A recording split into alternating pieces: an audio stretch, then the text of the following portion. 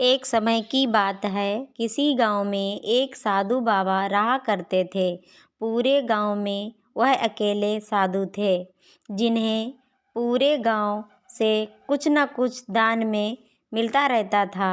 दान के लालच में उन्होंने गांव में किसी दूसरे साधु को रहने नहीं दिया, और अगर कोई आ जाता था तो उन्हें किसी भी प्रकार से गांव से भगा देते थे।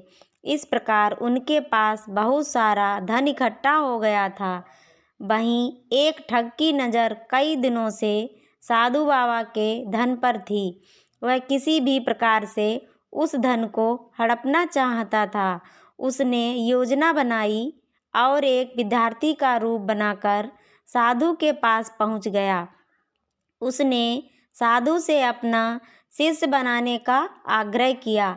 पहले तो साधु ने मना कर दिया, लेकिन फिर थोड़ी देर में मान गए और ठग को अपना शिष्य बना लिया। ठग साधु के साथ ही मंदिर में रहने लगा और साधु की सेवा के साथ साथ मंदिर की देखभाल भी करने लगा। ठग की सेवा ने साधु को खुश कर दिया, लेकिन फिर भी वह ठग पर पूरी तरह विश्वास नहीं कर पाया। एक दिन साधु को किसी दूसरे गांव में निमंत्रण आया। वह शिष्य के साथ जाने के लिए तैयार हो गया। साधु ने अपने धन को भी अपनी पोटली में बांध लिया। रास्ते में उन्हें एक नदी मिली। साधु ने सोचा कि क्यों ना वह गांव में प्रवेश करने से पहले नदी में स्नान कर लिया जाए। साधु ने अपने धन को एक कंबल में छिपाकर रख दिया और ठग को उसकी देखभाल करने का बोलकर नदी की दूसरी ओर चले गए।